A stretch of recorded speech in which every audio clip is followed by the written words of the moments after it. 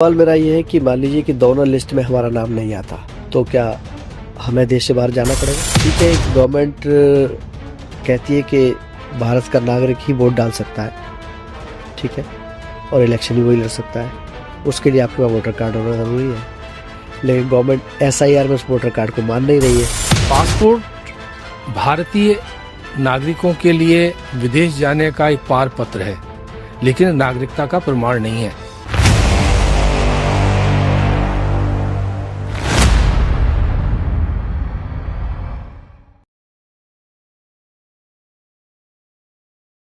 Hello दोस्तों, मैं हूं फहीम खान और आप देख रहे हैं हाफ वॉल पॉडकास्ट में आज हम बात करेंगे SIR 2 की।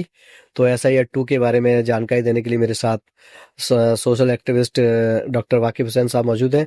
तो बहुत बहुत शुक्रिया वाकिफ साहब आपका हमारे शो में आने के लिए। तो सबसे पहला मेरा सवाल यही है कि SIR 2 है क्या?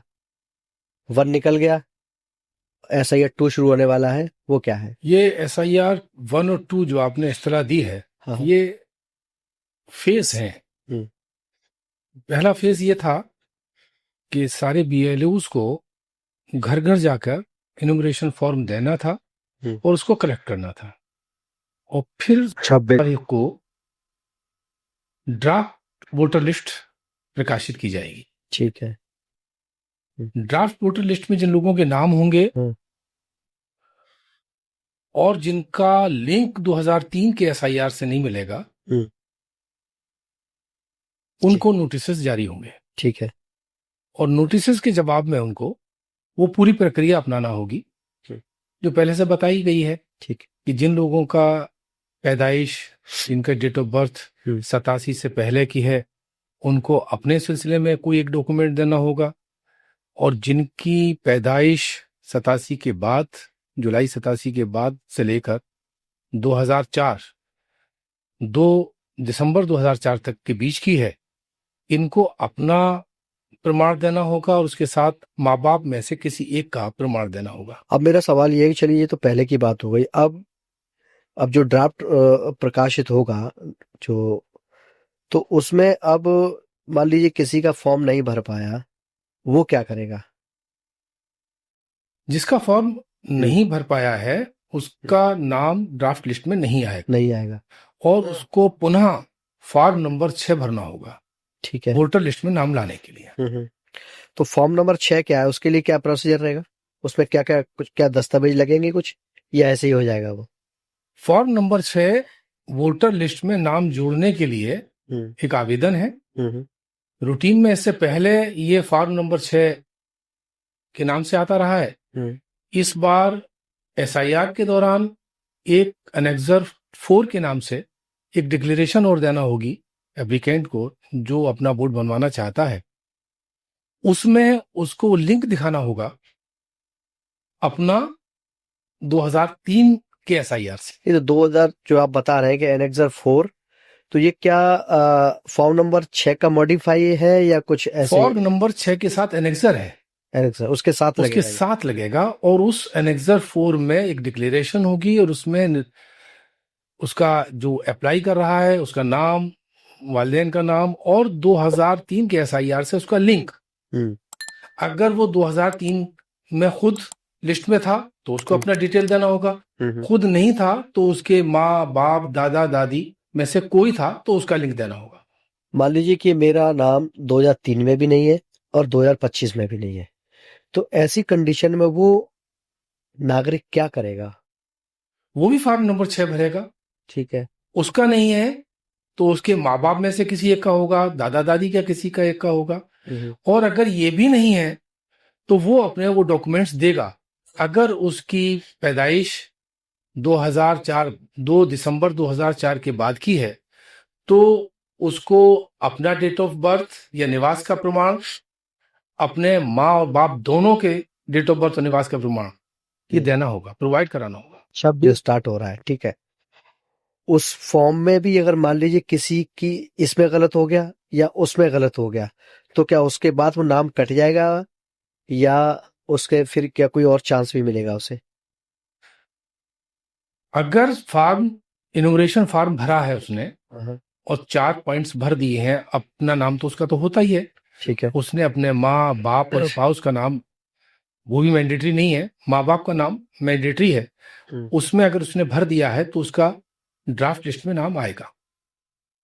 लेकिन उसे लिंक के लिए फिर उसे नोटिस भेजा जाएगा कि आप ये प्रमाणित कीजिए कि आपके माता पिता या दादा दादी में से कोई यही था, या फिर वो आप अपना जन्म का प्रमाण पत्र, निवास का प्रमाण पत्र अपना, या उस कैटेगरी के मुताबिक जिस भी स्लैब में आ रहे हैं, जिस कैटेगरी में आ रहे हैं, वो डॉक्यूमेंट्स आपको प्रोवाइड कराना पड़ेंगे नोटिस के बाद।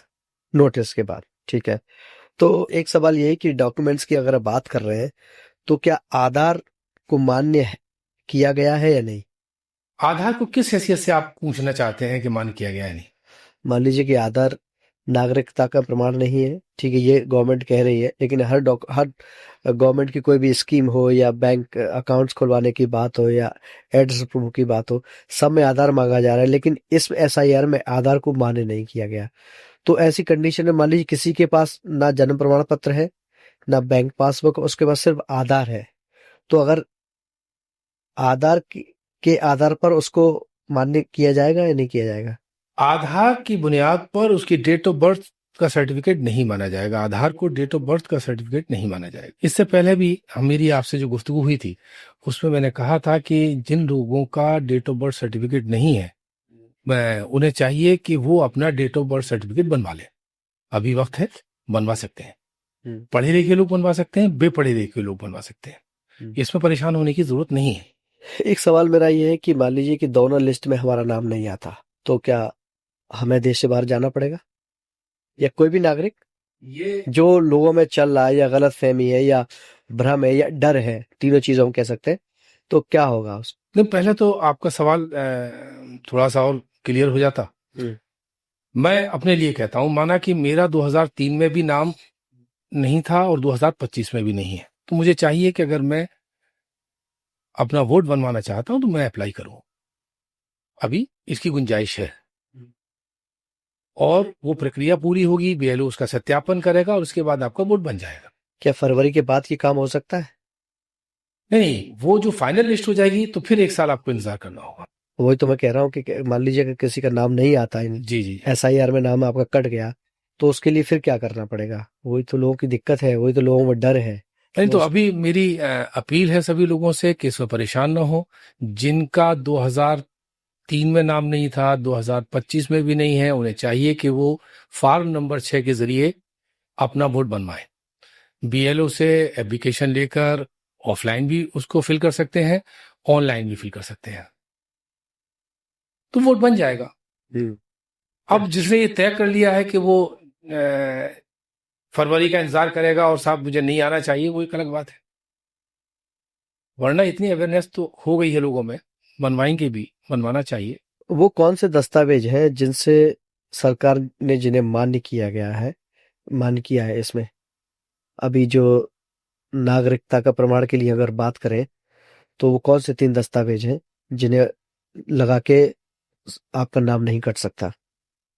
2 बातें आ रही हैं, नागरिकता का प्रमाण एक अलग विषय है और वोटर लिस्ट में नाम होना एक अलग विषय। लेकिन प्रमाण तो वही मांगा जा रहा है, आपको डॉक्यूमेंट्स तो वही लगाने हैं। नहीं, डॉक्यूमेंट्स जो लगाने हैं वो नागरिकता सिद्ध करने के लिए बहुत सहायक होंगे, हाँ, ये एक अलग बात है। लेकिन नागरिकता का विषय जो है मिनिस्ट्री ऑफ ह्यूमन अफेयर्स से ताल्लुक रखती है। इसका निर्धारण तो एमएचए ही करेगा, ये निर्वाचन आयोग का इससे ताल्लुक नहीं है। लेकिन एमएचए निर्वाचन आयोग की इस लिस्ट को नागरिकता के लिए आधार बना सकता है। तो वो कौन सा दस्तावेज है? वही तो बात वो कर रहा हूं 11 दस्तावेज, इससे पहले भी बात हुई थी, 11 दस्तावेज में जो बहुत खास है वो है जन्म प्रमाण पत्र का होना, ठीक है, हाई स्कूल की मार्कशीट का होना, ठीक है, या पासपोर्ट का होना, ठीक है, या परिवार रजिस्टर में नाम होना। अभी मैं कहीं पढ़ रहा था कि जो 3 ठोस डॉक्यूमेंट्स हैं जिन्हें गवर्नमेंट काट नहीं सकती, एक तो जन्म प्रमाण पत्र, ठीक है, एक पासपोर्ट, और तीसरा आपका नागरिकता प्रमाण पत्र, कोई 3 है, ठीक है। ये 3 तो डॉक्यूमेंट्स वो हो गए जिन्हें गवर्नमेंट ने बिल्कुल नंबर 1 कैटेगरी में रखा है। इसके सहायक डॉक्यूमेंट्स कौन कौन से हैं जिन्हें गवर्नमेंट कह सकती है ठीक है ये चल सकता है इनसे काम? नहीं, वो तो 11 की लिस्ट है, वो हाँ, आपको देखना होगी। उसमें हाउस अलॉटमेंट का भी प्रमाण पत्र है कि अगर आपको सरकार ने कोई मकान आवंटित किया है हाँ हाँ तो उसको भी देखा जाएगा जी। वो पेंशन पेमेंट ऑर्डर भी है उसमें एक, हम्म। उसे भी कंसीडर किया जाएगा। इन 11 की लिस्ट में ये है। निवास प्रमाण पत्र भी है। तो इस तरह से कुल मिला के 11 होते हैं। ठीक है। तो अच्छा, एक सवाल मेरा ये भी है कि ठीक है, गवर्नमेंट कहती है कि भारत का नागरिक ही वोट डाल सकता है, ठीक है, और इलेक्शन भी वही लड़ सकता है, उसके लिए आपके पास वोटर कार्ड होना जरूरी है। लेकिन गवर्नमेंट एसआईआर में उस वोटर कार्ड को मान नहीं रही है। नागरिकता का प्रमाण मानना एक अलग चीज है। दस्तावेज की बात कर रहा हूँ मैं, तो दस्तावेज तो वो वोटर कार्ड भी है ना, वोटर पहचान पत्र भी तो। नहीं, वो वोटर पहचान पत्र वहीं के लिए होता है, एक लिस्ट के लिए होता है। एक अगर आदमी माइग्रेट कर जाता है कहीं, एक स्टेट से दूसरे स्टेट, एक शहर से दूसरे स्टेट शहर में चला जाता है, तो अमूमन ऐसा होता है कि एपिक बदल जाता है, हाँ। तो वो प्रमाण नहीं रहता। इसमें ये जरा हमें समझना चाहिए कि पासपोर्ट भारतीय नागरिकों के लिए विदेश जाने का एक पार पत्र है, लेकिन नागरिकता का प्रमाण नहीं है अकॉर्डिंग टू पासपोर्ट एक्ट। नहीं तो नागरिकता का प्रमाण पत्र है क्या इस देश में फिर?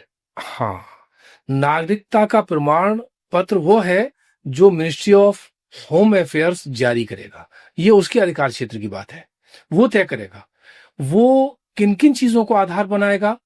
उनमें पासपोर्ट भी, वोटर लिस्ट में नाम भी, ये चीजें हो सकती हैं, लेकिन एक नागरिकता का प्रमाण इन्हें नहीं माना जाएगा। नहीं तो आपके पास क्या नागरिकता का प्रमाण है? बात तो वही है ना। हम जन्म से हैं इस देश में, हम इस देश के नागरिक हैं। तो जन्म तो बांग्लादेशियों ने भी ले लिया यहाँ बहुत सारे लोगों ने, तो वो भी नागरिक हो गए फिर तो।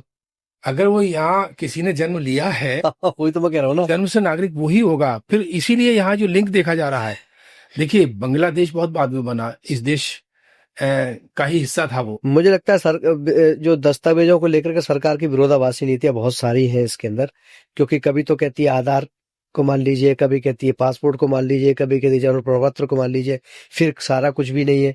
तो ये सारी चीज बहुत चीजें जिसमें लोग बड़े डरे हुए हैं। एक सवाल मेरा ये है कि मान लीजिए मैंने बीएलओ को अपना फॉर्म दे दिया, तो मैं अभी निश्चिंत हो गया, मुझे बैठ जाना चाहिए या सतर्क रहना चाहिए कि कुछ भी हो सकता है आगे? बीएलओ को अगर आपने फॉर्म दे दिया है तो ये बीएलओ का उत्तरदायित्व है कि वो आपके फॉर्म को अपलोड करेगा और एसआईआर ड्राफ्ट लिस्ट में आपका नाम आएगा। तो जरूरत है कि 26 दिसंबर 2025 को जो एसआईआर ड्राफ्ट लिस्ट आएगी, वोटर को चाहिए कि अपना नाम उस पर चेक करे। 26 दिसंबर के बाद क्या क्या नया होगा इस फॉर्म को लेकर के, एसआईआर को लेकर के, वो थोड़ा सा विस्तार से बताएं, ताकि जिन लोगों के फॉर्म नहीं भरे गए हैं, जिन लोगों के नए वोटर बनने हैं, उनको क्या क्या करना है, उसके लिए कौन कौन लोग आवेदन कर सकता है? जिन लोगों का नाम एसआईआर ड्राफ्ट लिस्ट में नहीं आएगा, उन्हें चाहिए कि वो फॉर्म 6 के जरिए अपना वोट बनवाएं। यही एक खास प्रक्रिया है। इसी के साथ 26 तारीख के बाद फॉर्म नंबर 7 डिलीशन का और करेक्शन का नंबर 8 ये भी जारी रहेंगे। जिन्हें अपने नाम में कोई परिवर्तन कराना है, शुद्धि करानी है, नाम में, लिंग में, फोटो में, पते में, वो फॉर्म नंबर 8 भरेंगे। अच्छा, मान लीजिए फॉर्म नंबर 8 किसके किसके लिए है? क्या क्या कर सकते हैं उसके थ्रू? करेक्शन के लिए। करेक्शन के, नाम करेक्शन करा सकते हैं, फोटो करेक्शन करा सकते हैं, एड्रेस करेक्शन जी करा जी सकते हैं। और 7 नंबर डिलीशन के लिए है, डिलीशन और क्लेम के लिए है। उसमें आपका डिलीट हो जाएगा। जी जी जी। ठीक है। और फॉर्म नंबर 6 नए वोटर के लिए। फॉर्म नंबर 6 नए वोटर। वाकिफ साहब, तो ये 26 दिसंबर के बाद जो प्रक्रिया शुरू हो रही है, इसमें नया क्या है? और 18 साल जो उम्र पूरी कर चुके हैं उनके लिए, या उन्हें क्या करना पड़ेगा इसके लिए? ये मौका है उन नौजवानों के लिए जो 18 साल पूरी कर चुके हैं या करने वाले हैं 1 जनवरी 2026 को। ठीक है। उन्हें चाहिए कि वो अपना फॉर्म 6 बीएलओ से लेकर ऑनलाइन या ऑफलाइन फिल करें। ये उनके लिए मौका है। और बाकी जिन लोगों का नाम ड्राफ्ट लिस्ट में नहीं आया है, उन लोगों के लिए भी ये मौका है कि ड्राफ्ट लिस्ट में अपना नाम देखकर फॉर्म नंबर 6 भरें। अगर ड्राफ्ट लिस्ट में उनके नाम में, पिता के नाम में या संबंधी के नाम में कोई कमी या अशुद्धि है, तो उसे शुद्ध कराने के लिए फॉर्म नंबर 8 भरें। ये 26 तारीख से अनवरत चलेगा। 1 महीने का एक अभियान है। इसमें यही काम होना है कि ड्राफ्ट लिस्ट में देखें लोग जिनका नाम नहीं है वो नाम भरें अपना, और फॉर्म भरें अपना, और जिनका नाम है और किसी तरह की अशुद्धि है तो अपना वो शुद्ध करा लें। इस समय में फॉर्म नंबर 7 भी ये कोई दावा कर सकता है कि किसी का SIR लिस्ट में नाम आया है, ड्राफ्ट लिस्ट में नाम आया है, और वो इस दुनिया में नहीं है या वो शिफ्ट कर गया है कहीं, तो ऐसे इलेक्टर्स के लिए कोई दूसरा व्यक्ति भी क्लेम कर सकता है, दावा कर सकता है कि ये व्यक्ति, अमुक व्यक्ति इस दुनिया में नहीं है, या वो यहां नहीं रहता है, या वो किराए पे था दूसरी जगह चला गया है, शिफ्ट कर गया है। तो ऐसे लोगों के लिए वो फॉर्म नंबर 7 के जरिए दावा कर सकता है। उस दावे को सुनवाई होगी, उसके बाद उस पर कार्रवाई होगी, ERO उस पर कोई कार्रवाई करेंगे। उसके बाद क्या होगा? उसके बाद फाइनल लिस्ट प्रकाशित होगी?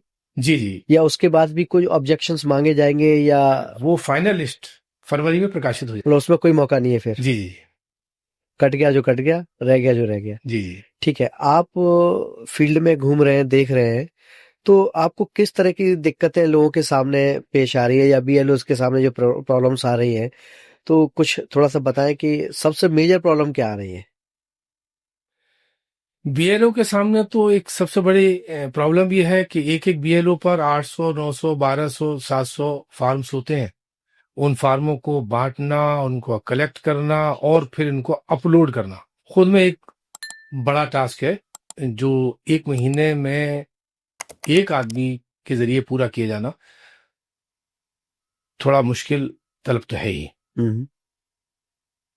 ये BLOs के लिए है। वोटर्स के लिए? वोटर्स में र्यूमर्स ज्यादा होते हैं।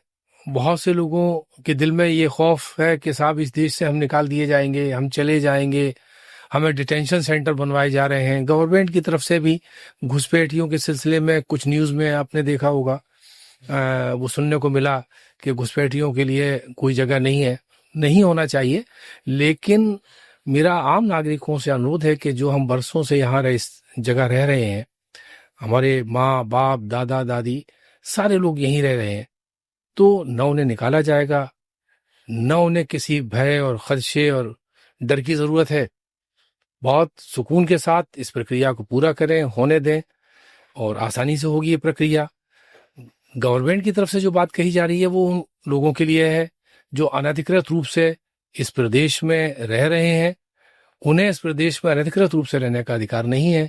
वो अगर किसी दूसरे देश के हैं तो उन्हें उसे दूसरे देश में जाना चाहिए।